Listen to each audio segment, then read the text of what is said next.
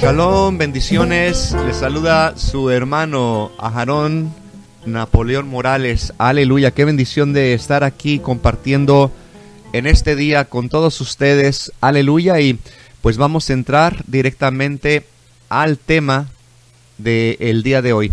Y el tema el día de hoy es el protoevangelio, o podríamos también llamarle, ¿por qué no le podríamos también llamarle Mashiach ben Peretz, que es el Mesías, hijo de, como tradujeron por allá, Fares? Aleluya. Y bueno, pues voy a estar desarrollando esta enseñanza con relación, aleluya, al Evangelio, ¿verdad? Porque en los momentos o en los tiempos que estamos viviendo en la actualidad, este Evangelio que nosotros predicamos está siendo atacado fuertemente, aleluya, atacado por gente odiadora del Evangelio. ¿Y por qué digo esto, amados? Porque literalmente existen personas que se han dado a la tarea de no creer, ya sea por cuentos, inventos, mala información que han obtenido, de no creer en el Brit Hadashah, que es el pacto renovado o el Nuevo Testamento, como le conocen algunos. Y hoy voy a hablar acerca de lo que ese Nuevo Testamento o pacto renovado realmente contiene.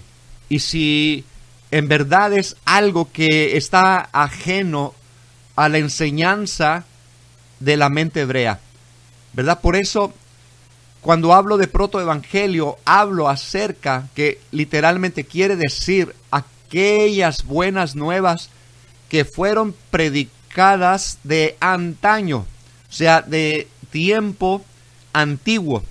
¿Y a qué me refiero de tiempo antiguo? Me refiero a, si nos remontamos a la escritura en Bereshit, Génesis capítulo 3, verso 15, vemos ahí literalmente lo que se conoce como el protoevangelio, o sea, una promesa de buenas noticias, una promesa de buenas nuevas que se encuentra acompañada, oiga bien, de una explicación, al menos en aquellos que conocen la bendita palabra del Eterno. O sea, estoy hablando aquí de específicamente Bereshit, Génesis capítulo 3, verso 15, ¿verdad? Donde dice allí: y pondré enemistad entre ti y la mujer, y entre tu simiente y la simiente suya.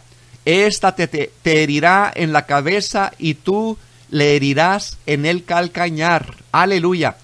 Se da cuenta, aquí estamos leyendo el Targum arameo y vemos claramente una profecía mesiánica en este pasaje, ¿verdad? El pasaje habla primeramente de la enemistad, o sea, en otras palabras, lo que sería una mejor traducción, odio. Y ese odio se introdujo en el mundo como consecuencia del pecado. Y esto es lo que se ha parado de predicar últimamente, especialmente cuando venimos a raíces hebreas, porque ya no se cree esencialmente, ¿verdad? Porque sabemos que la iglesia católica deformó esa cuestión del pecado original, pero no quiere decir que Adán y Eva no pecaron y que no se le hizo una promesa, como lo vemos aquí, cuando dice la escritura que habría una enemistad entre la mujer y ella, entre la simiente de ella, ¿verdad?, que heriría la cabeza, oiga bien, de la serpiente, ¿verdad? Pero también la serpiente dice que le heriría en el calcañar. Aleluya. Y oiga bien, vamos nosotros a estar desarrollando esta cuestión en una mente hebrea, ¿verdad? Porque inmediatamente cuando se habla de salvación, cuando se habla de evangelio, cuando se habla de apóstoles, cuando se habla de Yeshua o de Jesús, como se conoce comúnmente, inmediatamente, ¿verdad? Hay un rechazo, ¿verdad? Porque lo consideran algo pagano, lo consideran algo ajeno a la mente hebrea, y eso es un gran error. Oiga, qué tremendo. Cuando hablamos entonces acerca de esta serpiente, no es otra que la personificación del Hasatán, aunque a muchos no les guste esa palabra, ¿verdad? Hasatán. Y el problema es porque pues cuando lo tradujeron al español le pusieron diablo, le pusieron en griego diabolos, ¿verdad? Diablo en español. Y pues ahorita lo que, en la forma que se ha presentado al diablo, es como con cuernos, rojo y una cola larga, ¿no? Y un trinchete. Pero está fuera de lo que es la realidad esa imagen, sino que cuando hablamos del Hasatán, hablamos del adversario, porque la palabra hebrea Satán es lo que significa adversario. Y hay muchos adversarios, ¿verdad? Especialmente los que critican y atacan el Nuevo Testamento, el Brit Hadashah. Esos son Hasatanes, esos son adversarios de el pacto renovado. Aleluya.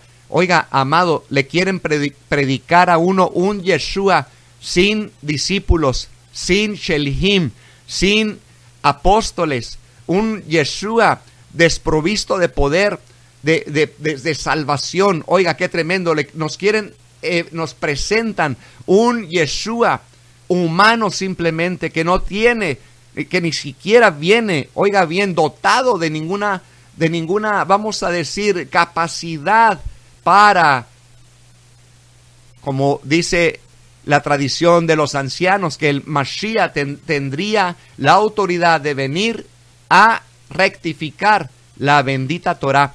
Y eso fue precisamente lo que Yeshua vino a hacer, a darle la correcta interpretación de aquella mala interpretación que ya los proshim, los fariseos, los seduceos, los escribas estaban dándole a la bendita Torah, completamente ajena, ¿verdad? Por tanto cerco, por tantas cosas añadidas, ya la palabra del Eterno había menguado, había desaparecido. Aleluya, qué tremendo, amado. Así que cuando vemos entonces, oiga qué tremendo, vemos aquí en este pasaje una de las tareas del Mesías, que es precisamente conquistar, oiga bien, a la serpiente, ¿sí? A la simiente de la serpiente. Oiga bien, una de las tareas del Mashiach es no solamente aplastar la cabeza de la simiente o de la misma serpiente, sino que también conquistar la misma muerte. Aleluya.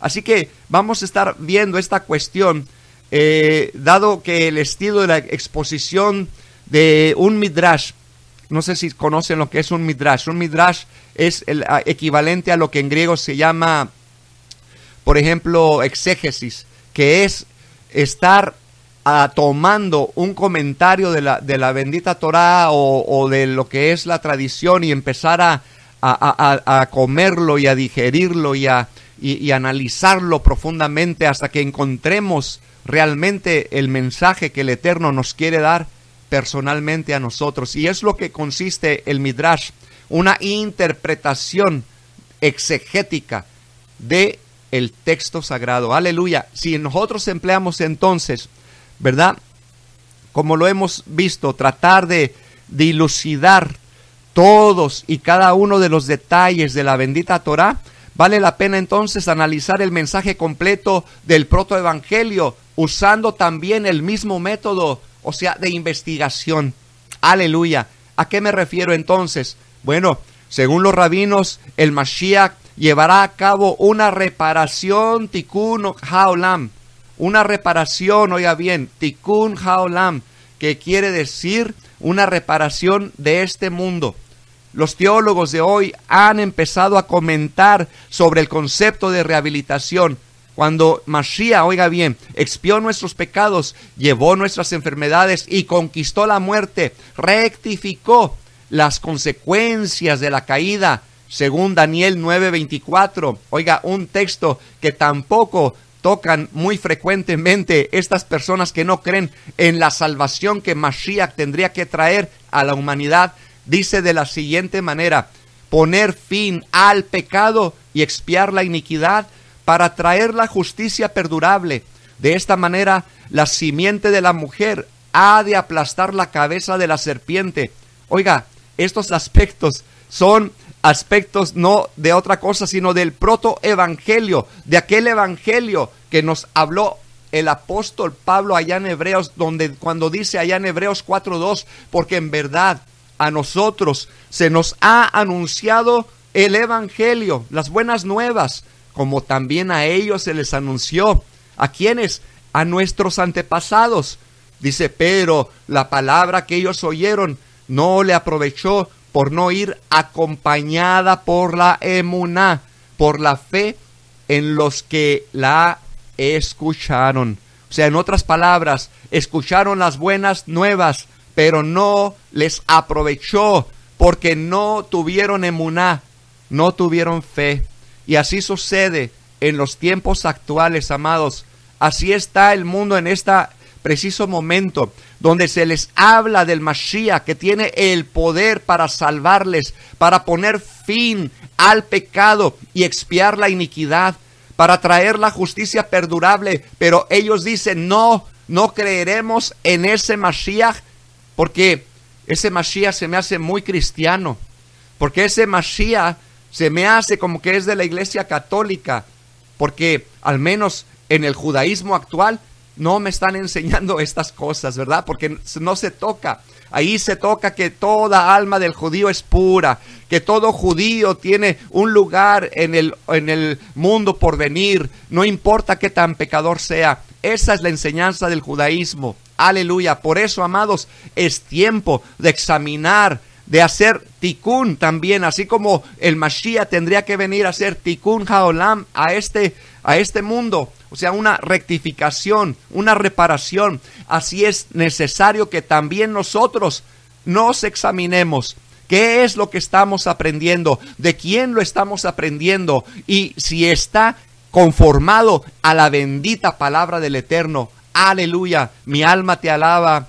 Oh, bendito Rey, tú eres grande y poderoso. Oiga bien, para poner fin al pecado y para expiar la iniquidad, para traer la justicia perdurable. Ese es el Mashiach que yo tengo. Ese Mashiach que ha puesto fin al pecado y ha expiado la iniquidad del ser humano. Aquella persona que viene toda torcida, toda podrida, toda fracasada. Y cuando le da su corazón a ese Mashiach, Él pone fin a ese pecado y expía su iniquidad para que pueda Él ser contado como un justo dentro de su pueblo. Aleluya, para traer la justicia perdurable. Oh, aleluya, qué gran obra de salvación nuestro Padre Celestial mostró al desnudar su santo brazo, Yeshua HaMashiach, en esta dimensión. Aleluya. Por eso, amados, entonces, de esta manera, examinando bien lo que estamos hablando, la simiente de la mujer ha de aplastar la cabeza de la serpiente. Oiga, estos son aspectos del protoevangelio. Esto me habla a mí, oiga bien, de Bereshit, de Génesis capítulo 3, verso 15. Oiga, donde vemos inclusive, tanto en la exégesis judía como en la exégesis cristiana, o vamos a decir, ¿verdad?, en la forma del midrash judío o del exégesis cristiana, para decirlo correctamente. El Targum de Jonathan Ben Uziel afirma aquí, oiga bien, que si la descendencia de la mujer cumple la ley, estarán en una posición que les permita aplastar la cabeza de la serpiente y finalmente harán la shalom en los días del Mashiach Melech, del Mesías Rey. El Targum hace un juego de palabras con Akev, que significa calcañar, e Ikva, que significa fin. Y no es esto, amados, lo que precisamente nos da la idea en Génesis 3:15. O sea, que al momento de que el Mesías Rey aplaste la cabeza de la serpiente, a nosotros nos da el triunfo.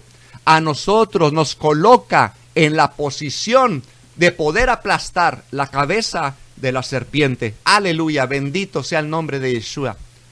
Así que, amados, el Targum de Jerusalén señala que los últimos tiempos, al interpretar así este texto, harán la shalom al final, al cierre de los días postreros, en los días del Mesías Rey. La palabra aramea para hacer aquí shalom es shefiyuta, que aparece, y para la palabra hebrea aparece como yeshuvha. Y algunos eruditos, oiga bien, del arameo aceptarían la traducción como sigue: finalmente, en los días del Mesías Rey, él será herido en el calcañar. Oiga, qué tremenda revelación. Esto concuerda con el verso 16 del Salmo 22, que según la exégesis, vamos a decirlo, del creyente común, entiende que es un tipo de Mashiach del que se está hablando aquí en el Salmo 22, en el Tehilim 22. Y en muchos idiomas, este verso se ha traducido según la interpretación más probable que viene del original, donde leemos: me horadaron las manos y los pies. De manera semejante, Zacarías, allá en el capítulo 13, verso 6, dice en el texto hebreo: ¿qué son esas heridas entre tus manos? Y él responderá: con ellas fui herido en casa de mis amigos. La interpretación más común, oiga, de este versículo entre los rabinos se ilustra por la llamada interpretación de Jonatán. O sea, en otras palabras, la interpretación de Jonatán dice: sanarán, entre paréntesis, de la mordida de la serpiente. Significa que recibirán un antídoto. Hacer shalom significa shalom y seguridad. Y él será su sanador en el futuro, en los días de Mashiach, que habrá shalom y descanso. Aleluya. Yo no sé cuántos de ustedes ya tienen a ese Mashiach en su vida. ¿Cuántos de ustedes han sanado de la mordida de la serpiente que los tenía subyugados en un mundo, en el mundo donde reina, en un mundo de asquerosidad? Pero de allí, ese Mashiach nos rescató. Bendito sea su nombre para siempre. Así que hemos recibido, amados, el antídoto para poder hacer nosotros, oiga bien, la guerra y salir triunfantes en contra de esta simiente maligna. Por eso, hacer shalom significa shalom y seguridad. Y que Él es nuestro sanador en el tiempo actual. Porque los días del Mashiach ya han comenzado. Están entre nosotros. Aleluya. Y en los días del Mashiach comenzará la shalom y el descanso. Que en realidad, amados, yo personalmente le puedo testificar que desde que conocí a Yeshua, esa shalom entró a mi vida. Ese descanso del camino que llevaba perdido allá en el mundo, de eso he descansado desde que conozco a mi Yeshua HaMashiach. Aleluya. Así que, amados, pues entendiendo esto,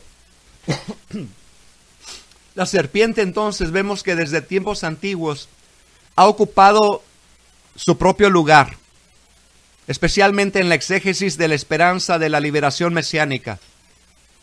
Y como veremos, al llegar a la bendición de Jacob, durante su peregrinar en el desierto, oiga bien, Moshe hizo una serpiente de bronce, con la cual el pueblo fue sanado de sus mordeduras de serpiente.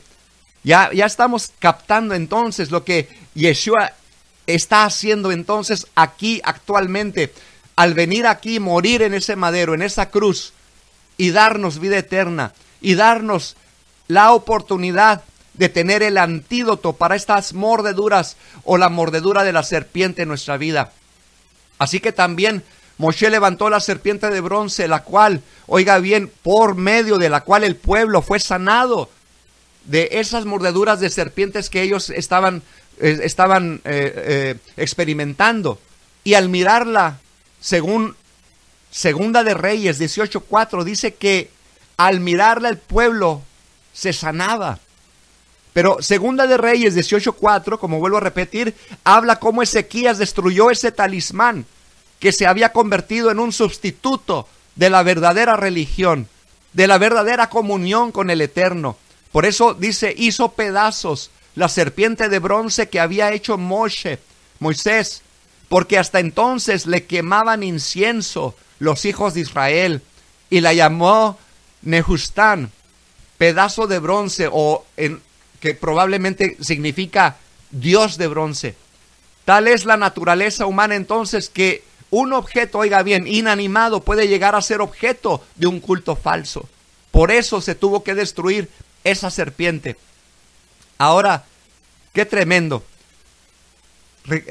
Dice una persona que visitó a un amigo en su negocio, y ese amigo le había llamado precisamente Nehustán, ¿verdad? Y pues este amigo vendía conductores de cobre, y pues eran judíos devotos, y este amigo pues empezaba él, ¿verdad? Porque era un amigo que ya creía más o menos en Yeshua, le empieza a hablar acerca del nombre de su negocio. Dice, oye, dice, tienen ustedes un buen nombre bíblico. Y pues lo volteé a ver, su amigo ya sabía para dónde iba, y le preguntó medio serio si él sabía a qué se refería el nombre de la tienda, y asintió con la cabeza, y a su vez le preguntó él, ¿sabe usted lo que Rashi dice acerca de eso? Y el hombre prometió investigar el asunto, y le lanzó otro reto a cambio, y le pregunta, ¿sabe usted cómo interpreta Nehustán la sabiduría de Shlomo, de Salomón? Y claro, él no sabía, así que el amigo le citó el capítulo 16 de ese libro, que data desde antes del tiempo de Yeshua, y dice de la siguiente manera, pero le distes una señal de salvación para que recordaran los mandatos de tu ley. Quien se volvía hacia aquella señal se salvaba, no en virtud de la señal misma que veía, sino gracias a ti, Salvador de todos. Tú nos bajas al reino de la muerte y nos sacas de él. Aleluya. Oiga, al regresar a su casa, el amigo revisó la exposición de Rashi sobre la misma cuestión que estaban hablando, y leyó lo siguiente. Se le denominaba Nehustán, lo cual es un término despectivo, y se entiende que significa. ¿Qué significa? Significa esto. ¿Qué necesidad tenemos de esto? Esto no es más que una serpiente de bronce. Oiga, qué tremendo. Entonces, Rashi, un erudito medieval, ha de haber conocido las palabras, según algunos creen, de Yeshua, acerca de ser levantado, así como Moshe levantó la serpiente en el desierto. Bien pudiera ser que aquel piadoso comerciante también estuviera consciente de eso. Según nuestra fe como creyentes, en aquel madero, lo que fue realizado ahí, la señal de salvación, Yeshua descendió al Hades y resucitó al tercer día, quitando la enemistad y trayendo la shalom a todos aquellos que le reciben. Aleluya, qué bendición. Mi pregunta para ti, amado, es, ¿le has dado tu corazón a Yeshua? ¿Realmente conoces quién es Yeshua? Quiero seguir desarrollando el tema, y vamos a los targumes que recalcan que Mashiach vendrá en los tiempos del fin. Oiga bien, en el término arameo, en el fin, Be-Ikva, que se parece al concepto Ikvo Meshihá, que significa las huellas del Mesías o las huellas del Mashiach. Y el Talmud contiene un extenso comentario sobre estas huellas mesiánicas, señales de los tiempos del fin, a los cuales volveremos un poquito más adelante a comentar, pero para los rabinos, todo lo que tenga algo que ver con los tiempos del fin, tiene un sabor mesiánico, ¿verdad? ¿Y qué decía Radak? O sea, Radak es Rabí David Kimhi, de quien se dijo, sin él no encontraremos la manera correcta de interpretar las escrituras. ¿Sin quién? Sin Mashiach. Sin Mashiach no podemos entender correctamente las escrituras. Tenemos que entender o ver o tener, más bien dicho, los lentes de Mashiach para poder estudiar las escrituras y para poder entender quién es realmente Mashiach. Así que sigue diciendo en Isaías 2:2, donde quiera que se mencionen los días postreros, se hace referencia a los días del Mashiach. Así que vemos entonces que esto no es otra cosa que una interpretación del protoevangelio del que estamos hablando, ¿verdad? Como en aquellas profecías del Tanaj, o como le conocen algunos del Antiguo Testamento, que contienen algún término que se refiere a los días postreros. O sea, que entonces, oiga bien, será la pregunta, ¿quién es esta simiente de la mujer? ¿Por qué se usa el pronombre personal cuando se habla de esta simiente, hu? O sea, en otras palabras, él, para referirse a la simiente. Y, oiga bien, simiente ha de considerarse un sustantivo singular o colectivo. Esa es la pregunta. Pero la realidad es otra, que si vamos al texto hebreo, cuando se usa el pronombre personal hu para referirse a él, nos da la referencia, oiga bien, al Mesías Rey. Pero, oiga bien, el concepto de simiente tendrá implicaciones mesiánicas en otros contextos también. Yo creo que sí, efectivamente lo tiene. Los rabinos comentan ampliamente este mismo asunto allá en Bereshit, en Génesis capítulo 4, verso 25, donde leemos, dice así, Elohim me ha dado otra simiente en lugar de Abel. Y Rabí Tahuma dice, de quien se dijo que era el sello de los Midrashim, menciona aquí que se trata no de otra cosa, sino de la simiente que procede de otro lugar. ¿Y quién es? Este, dice él, es el rey Mashiach. Ahora, Rabí Huna dice, Dios preparó otra simiente de otro lugar. Él es el rey Mesías. Aleluya. Oiga, qué tremendo. Un rey Mesías de una simiente que no es de esta dimensión. Un rey Mesías que se le preparó, oiga bien, su descendencia en otro lugar. Aleluya. Yo no sé si usted lo está comprendiendo o entendiendo, pero a mí esto me entusiasma porque no quiere decir otra cosa que fue el Eterno quien preparó, oiga bien, la simiente. Y, oiga bien, también literalmente al rey Mesías, que aplastaría la cabeza de la serpiente.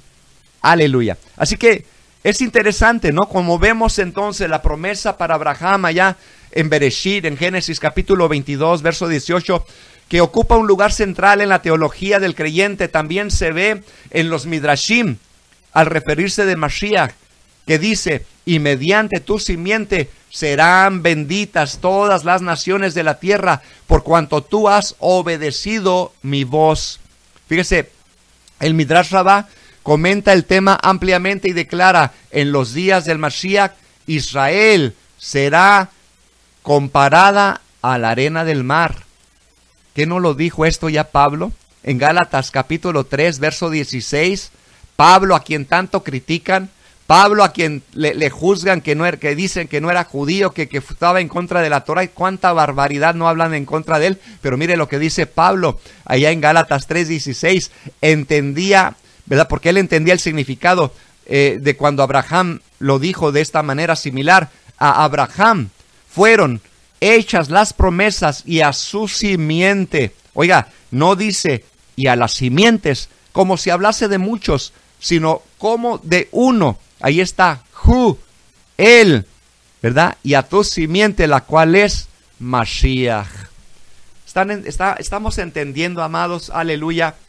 La simiente de la mujer es el rey Mesías, el cual aplastaría la cabeza de la serpiente y les daría a sus seguidores la autoridad de hollar serpientes y escorpiones. Aleluya. Bueno, yo sé que para muchos es algo fuerte esta palabra. Para muchos probablemente no saben ni siquiera con qué se come esto, porque no quieren lidiar con Yeshua. No quieren lidiar con el verdadero Yeshua del que habla las Escrituras. Así que sigamos desarrollando entonces.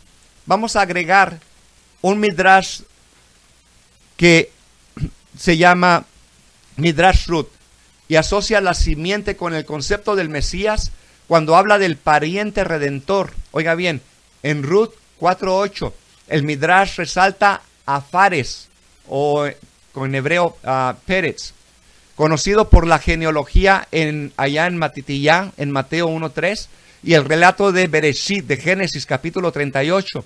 La frase otra simiente de otro lugar se usa de nuevo, aquí refiriéndose, oiga bien, a Fares, o sea, a Pérez. ¿Y quién era Pérez? Bueno, ya sabe quién era Pérez, ¿verdad? Precisamente en relación con Fares se hace la observación de que Mashiach corregirá los estragos ocasionados por la caída de Adán y de Eva. El Midrash mismo menciona esto como un ejemplo de entendimiento profundo. Sod, profundo. Tienes que entenderlo, tienes que meterte al nivel Sod para entenderlo, muchacho. El Midrash Rabbah describe de la siguiente manera la fase nueva que inició con Fares, con Pérez. Dice, esta es la historia de Pérez, de Fares, y tiene una importancia profunda. Cuando el santo, el Kadosh Baruj Hu, el santo bendito sea, creó su mundo, aún no había ángel de la muerte. Pero cuando Adán y Eva cayeron en pecado, todas las generaciones se contaminaron. Con el nacimiento de Pérez, de Fares, la historia empezó a cumplirse por él, porque de él saldría el Mashiach, y en sus días del Kadosh Baruj Hu haría que la muerte fuera consumida, como está escrito, destruirá la muerte para siempre. Isaías 25:8. Yo no sé si su corazón le está latiendo, amado, de alegría, aleluya, o no sé, pero a mí me alegra encontrar estos tesoros en no solamente el Tanaj, que es el Antiguo Testamento, en los Salmos, sino en los profetas también, pero también en los Midrashim, en los comentarios exegéticos de nuestros hermanos de Judá. Aleluya. La pregunta ahora es ¿por qué está tan, vamos a decir, perdido este evangelio? ¿Por qué ya ni siquiera se le llama evangelio? Por el miedo a lo griego, por aquellas personas que se levantan sin conocimiento a decir que todo lo griego es pagano. Oiga, qué tremendo. No, ya no quieren decir evangelio porque tiene que ver con evangelina, no quieren decir, bueno, cuánta cosa ridícula, no. Por eso, amado, es importantísimo prepararnos, estudiar, para no ser llevados de estas corrientes erradas. Aleluya. Vamos a leer en Romanos 5:12.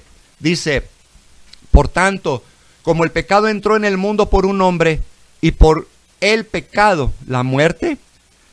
Aleluya, se me está yendo la voz. Déjenme lo vuelvo a repetir. Dice, por tanto, como el pecado entró en el mundo por un hombre, y por el pecado la muerte, así la muerte pasó a todos los hombres.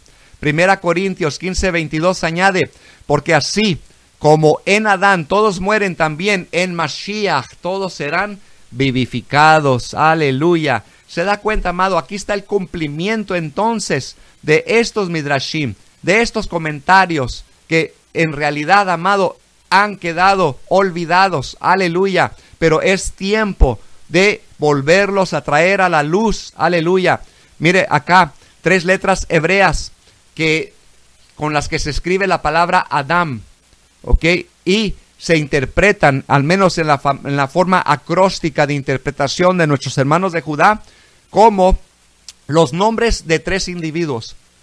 El primero es Adán mismo, Adam, ¿verdad? La Aleph, Adán primero.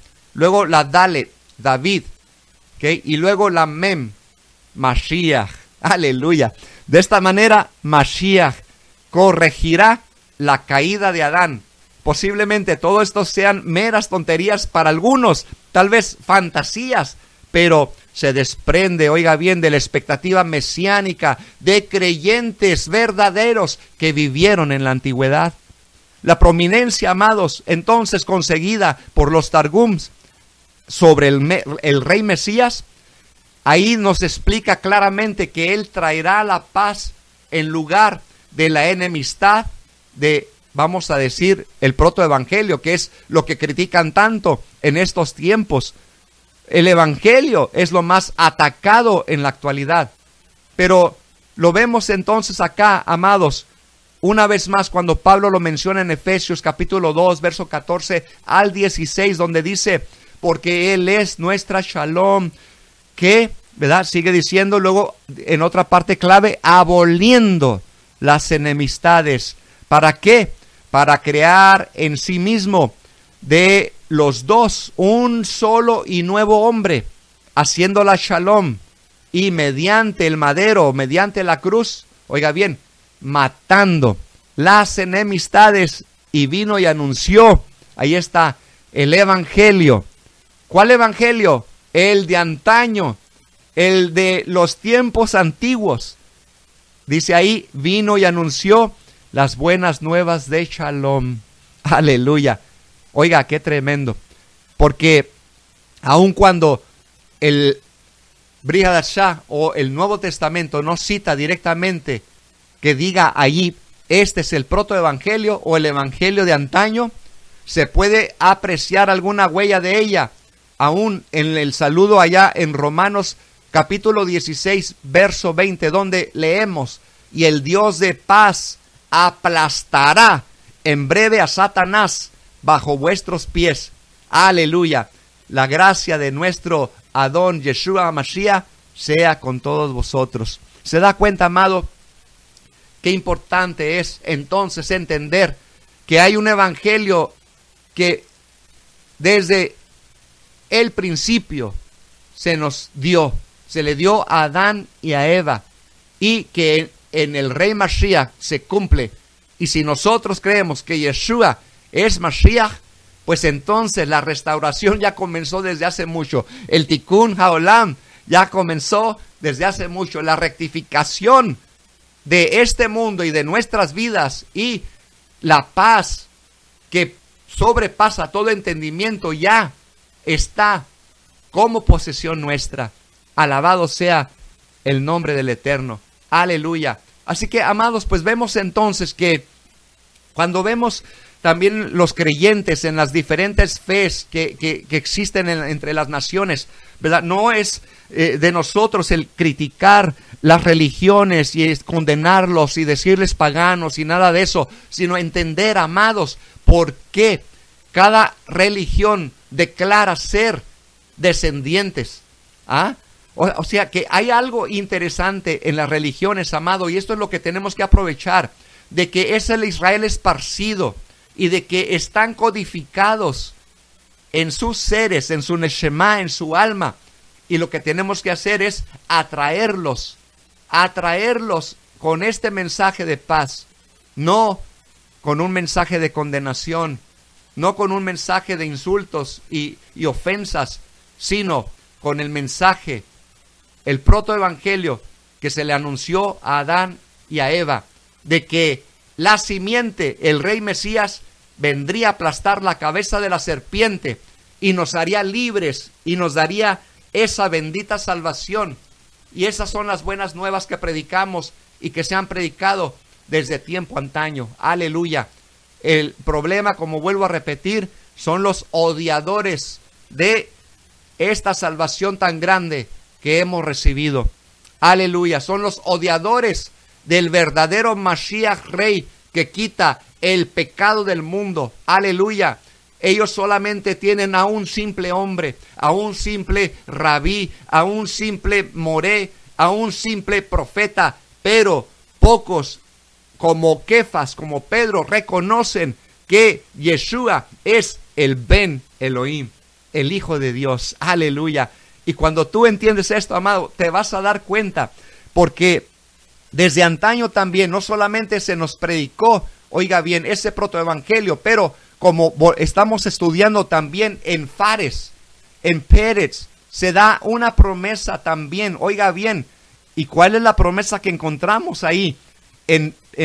Precisamente en la figura de Pérez, en la figura de Fares. Vamos a ver, vamos a comenzar por esta cuestión, ¿no? Lo que los rabinos dicen o cuando mencionan misterios, ¿verdad? Lo vemos, oiga bien, también en el cristianismo, ¿no? En el creyente, vamos a decir, secular, que le gusta investigar, y por eso es que en el instituto tenemos la cuestión del exégesis, que no es lo mismo que el mismo Midrash, que es rebuscar el texto. Dice Deuteronomio 29:29, las cosas secretas pertenecen a Jehová nuestro Dios, mas las cosas reveladas nos pertenecen a nosotros y a nuestros hijos para siempre. Entonces entendemos, amado, que los conceptos mentales y espirituales por su misma naturaleza tienen que describirse en forma figurada. No podemos, por ejemplo, explicar precisamente qué es fe, qué es emuná, qué es esperanza, qué es amor. De igual manera también, cuando hablamos del misterio mesiánico, ¿verdad? De la salvación por medio del Rey Mashiach, es un tema que casi mucha gente no lo quiere tocar, porque no lo entiende tal vez. Pero si nosotros entendemos esa, vamos a decir, es descifrar, o podemos descifrar este pasaje, donde dice Génesis 38:29, sobre el hijo de Yehudá y Tamar, qué brecha, hablando de Fares, qué brecha te has abierto, muchacho, ¿verdad? Llamó su nombre Pérez, Fares. ¿Qué entendemos con esto? Pues vemos ahí los comentarios relacionados con el nombre de Pérez o de Fares, referentes al Mashiach como conquistador de la muerte. Ben Pérez o hijo de Fares realmente es uno de los apelativos mesiánicos velados, mejor conocidos. ¿Y por qué velados? Porque mucha gente no entiende este concepto de salvación. Y vemos ahí entonces, si vemos la genealogía de Yeshua, ahí en Matitiyá, Mateo capítulo 1, verso 3, leemos que Yeshua es descendiente, en cierto sentido, podemos decir, es hijo de Pérez o de Fares, o sea, descendiente, pero también la palabra hebrea para descendiente es también la palabra Ben, que es hijo, ¿verdad? Y es lo que también muchos no entienden cuando hablamos del Ben Elohim, del Hijo de Dios. No quiere decir que él tuvo relaciones y tuvo un hijo, ¿verdad? Divino. No, él está, cuando hablamos de Ben, es como cuando le decían hijo de David, Ben David. No quiere decir que fue hijo de David literalmente, sino que era descendiente. Ben, hijo, descendiente de Fares o de Pérez. Así que hay un midrashim, se llama el sello de los midrashim. Ahí Rabbi Tanhuma Barabá habla vez tras vez del Mashiach en relación con Pérez o con Fares. Y dice así, él es el Salvador Supremo, el Rey Mashiach. Tanhuma afirma que hay pecadores que por sus caídas han sufrido grandes pérdidas y otros que se han beneficiado con sus infracciones. Así, Judá se benefició porque de él vino Fares o Pérez y Esrom, de quienes descienden David y el Rey Mashiach, el que salvará a Israel. Mirad cuán grandes las dificultades dispuestas por el Kadosh Baruj Hu hasta que levantara de Judá al Rey Mashiach, aquel de quien se escribió, y el Ruach, el espíritu de Adonai, está sobre él. Aquí, pues en el Midrash Rabbah, comenta también sobre este versículo. Oiga bien, Judá se afanaba, ¿verdad? Tal vez lo comentan el Midrash como en una forma de broma. Dice, Judá se afanaba buscando mujer, mientras el Kadosh Baruj Hu estaba creando la luz de Mashiach. ¿Se da cuenta? Entonces, si vamos a ver una de las obras rabínicas expositivas conocidas como el don de la Kejuná, el don sacerdotal, dice de esto que el último salvador es el Mashiach, el Ben David, el hijo de David, que desciende de Pérez, de Fares, hijo de Yehudá, hijo de Judá. Y la parte del Midrash continúa, este es el rey Mashiach, como está escrito, brotará un retoño del tronco de Isaí, y Adonai extenderá desde Sión su poderoso cetro. Aleluya. Isaías 11.1 y Salmo 110, verso 2. Y vemos la explicación de los rabinos que agregan, este es el Mashiach, quien pronto aparecerá, porque está escrito de él, que subirá al que abre caminos. Oiga, qué tremendo. Otra vez, se lo voy a repetir. Subirá el que abre caminos delante de ellos. O sea, en otras palabras, aquí en hebreo la palabra para abrir es Pérez, de la misma raíz que, como tradujeron en español, Fares. Aquí es importante tomar nota, hermanos o amados, de los pasajes aquí ya mencionados, que ilustran el método mediante la cual las profecías mesiánicas de fundamento, vamos a decir débil, se colocan en un contexto más amplio. O sea, lo que aquellos no quieren tocar, podemos nosotros usar el sistema de Midrash, de exégesis, para rebuscar estos tesoros y encontrar al verdadero Mashiach Melech, el Mesías Rey, que tan desconocido es en nuestros tiempos. ¡Qué tremendo! Así que vemos, amados, cuando entonces Rambam, quien vivió hacia los fines del siglo XIII, describe así también el nacimiento de Fares. Estaba rodeado por un cerco y encerrado dentro de él. Por eso dice, así has roto el cerco para salir de allí. Fares fue el primogénito, y el primogénito por el poder del Altísimo, como está escrito, yo le daré un hijo primogénito. Esto fue escrito acerca de la persona santa que ha de venir, David, el rey de Israel, siempre viva. Lo que dice, los que son sabios entenderán. Aleluya. Oiga, los que son sabios entenderán. Y alguien por allá dijo, el que tenga oídos para oír, que oiga. Pero si no tiene oídos, no oirá. Si no tiene ojos, no verá.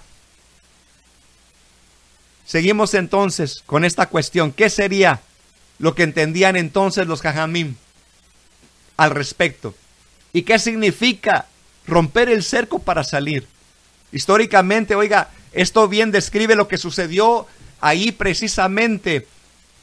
Vamos a decir lo que Yeshua estaba haciendo frente a los proshim, frente al rabinato, frente a aquellos intérpretes de la ley que habían añadido y sustraído de la bendita palabra del Eterno. ¿Qué estaba aconteciendo ahí? Él estaba derribando los cercos, tal y como lo vemos aquí, que proféticamente Pérez, Fares haría, romper los cercos que habían sido puestos a la bendita Torá. Aleluya, mi alma te alaba, Adonai. Qué grande es nuestro Padre bendito, aleluya. ¿Cuántos están alegrando por estas revelaciones tan tremendas que podemos adquirir el día de hoy? Así que, pues, ¿qué sería entonces lo que entenderían los que son sabios? ¿Qué significa entonces romper cerco para salir? Bueno, vamos a hablar acerca precisamente de este cerco, el cerco de la ley, que es muy popular en el rabinato. Fíjese lo que dice Gálatas 4 al 5. Dice que Yeshua nació bajo esa Torá, bajo esa ley, y redimió a los que estaban bajo la ley, a fin de que recibiésemos la adopción de hijos.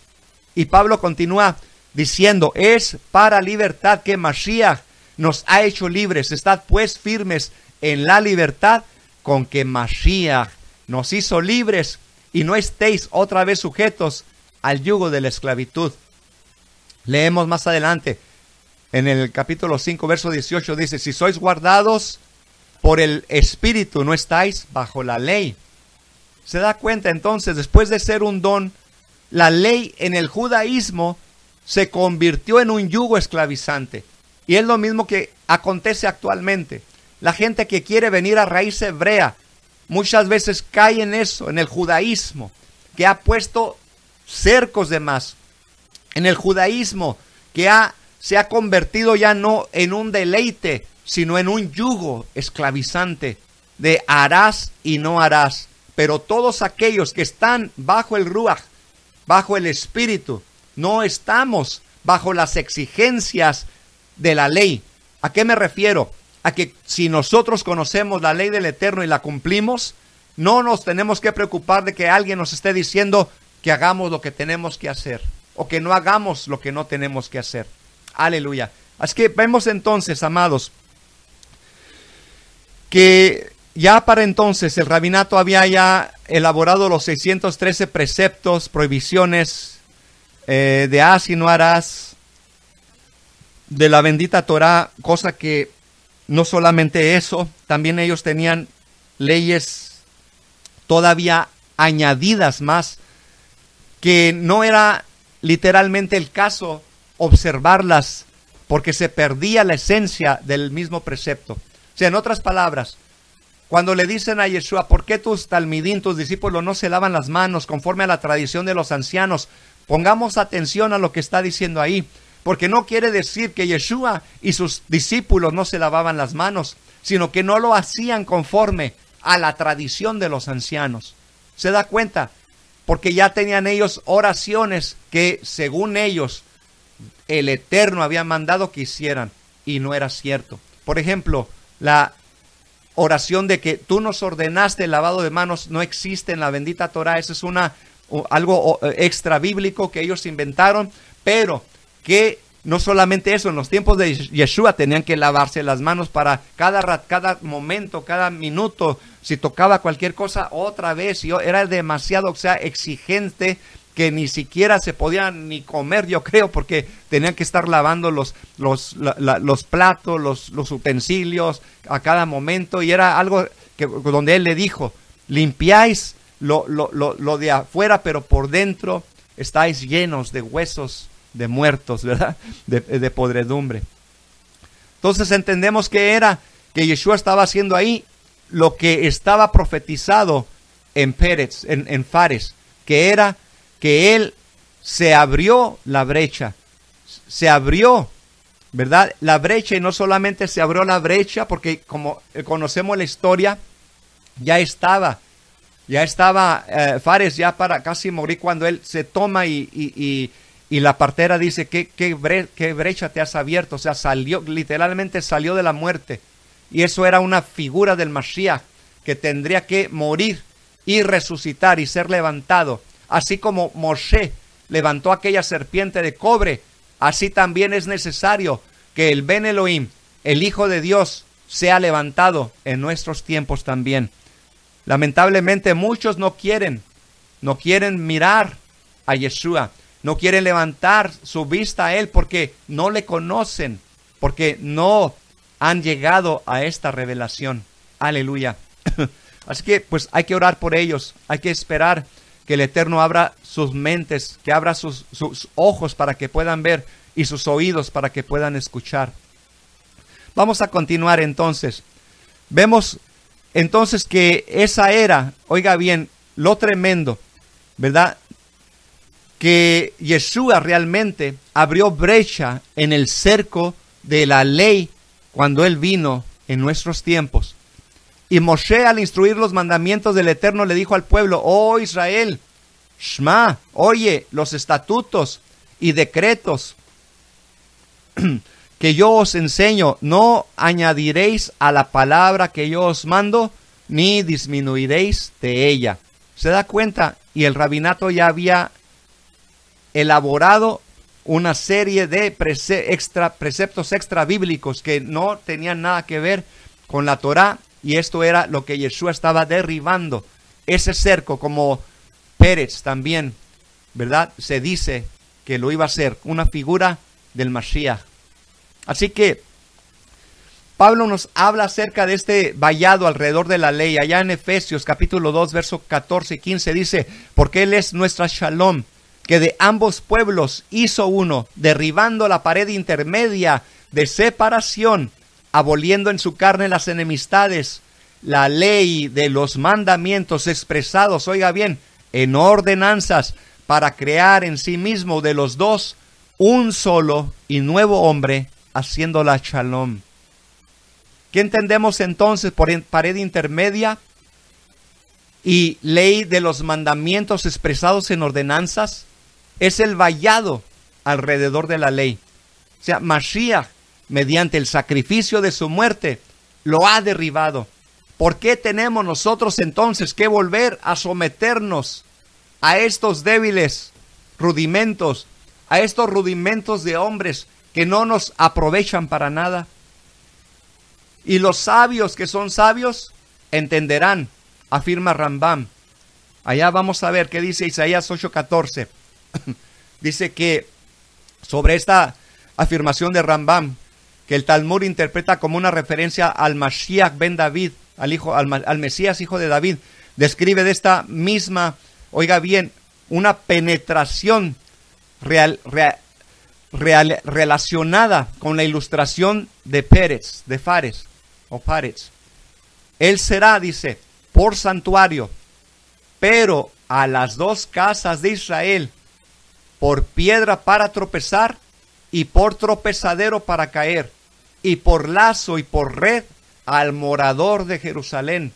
Todos estos rasgos bien pueden aplicar a Yeshua. Él fue el primogénito por el poder del Altísimo. Involuntariamente también creó una brecha entre la religión madre y la hija.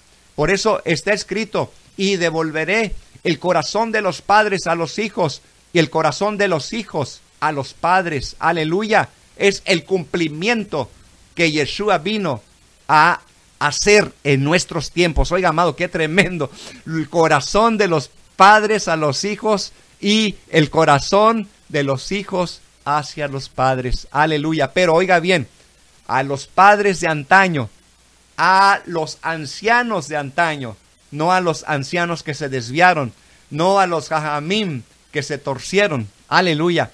Pero qué bendición, amados, entender entonces esta cuestión. Sigue diciendo, sigo leyendo, con respecto a lo que afirma Rambam. Dice, entonces, él llegó a ser la piedra que los edificadores rechazaron. Oiga, qué tremendo. Está hablando Rambam. Está hablando acerca de Pérez, de que cuando venga Mashiach ben Pérez, él será la piedra que los edificadores rechazaron. Bueno, hay una gran bendición en este estudio, amados. ¿Por qué? Porque vemos Midrash Rabbah también relaciona la ilustración del Mesías ben Pérez, que es el Mesías ben hijo de Fares, con la profecía de Miqueas 2:13, donde dice, el que abre brecha subirá delante de ellos, y Adonai a su cabeza.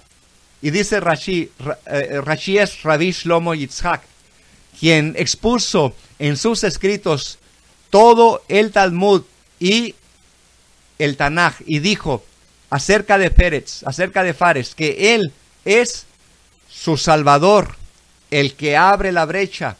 Mire lo que dice Radak. Radak es Rabbi David Kimhi. Declara que él abre el camino, el que abre el camino es Elías, pero dice, el que viene es su rey, el renuevo, el hijo de David. Aleluya. La referencia de Miqueas al concepto de uno que abrirá el camino es natural, considerado que la palabra hebrea para esto es poretz, que se deriva de la misma raíz que peretz, que fares. Sin duda, entonces el creyente entenderá bien esta referencia constante en mucha de la literatura hebrea. No estoy hablando de otro tipo de texto, sino el texto original hebreo, y al heraldo del Mesías que prepararía el camino para él. El Metzudat David, una popular exposición judía del siglo XVII sobre los libros proféticos e históricos, explica que la profecía de Miqueas se refiere a que Elías vendrá antes del tiempo de la salvación para volver los corazones de Israel hacia su Padre Celestial, con el fin, oiga bien, de ser un heraldo de salvación para ellos. Pero lo de rey se refiere al Mashiach rey. Y Adonai vendrá antes de todos ellos, porque entonces también devolverá su Espíritu Santo a Sión, según el Metzudat David.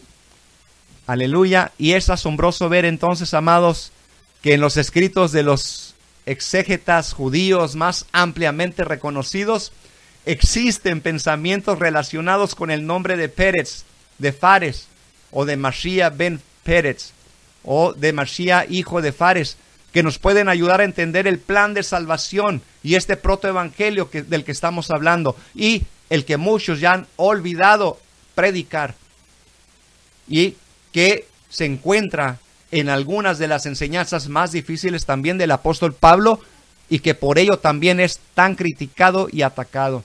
Sin embargo, oiga, con mucha frecuencia, estas perlitas que estamos encontrando en lo profundo del océano de la tradición, están ocultas dentro de una capa protectora. ¿Se da cuenta? Tenemos nosotros que romper, ¿verdad?, el cerco, salir, abrirnos brecha para que nosotros podamos llegar al verdadero valor y la verdadera interpretación de la bendita Torah. Oiga, qué triste, amado, cuando alguien me dice a mí que no encuentra Mashiach en la Torah. Yo he tenido personas que dicen, no, ahí nomás habla de mandamientos y ahí no hay nada de Mashiach. No dice la palabra Mashiach, pero como lo hemos visto, ¿verdad?, vez tras vez en la manera de interpretación que tienen nuestros hermanos de Judá, el Midrash, o la manera que tiene el creyente normal que no es judío, la exégesis, es importante para encontrar estos tesoros. Bueno, amados, con esto termino. Les deseo lo mejor y que la revelación del Mashiach haya llegado a sus vidas. Bendiciones y shalom.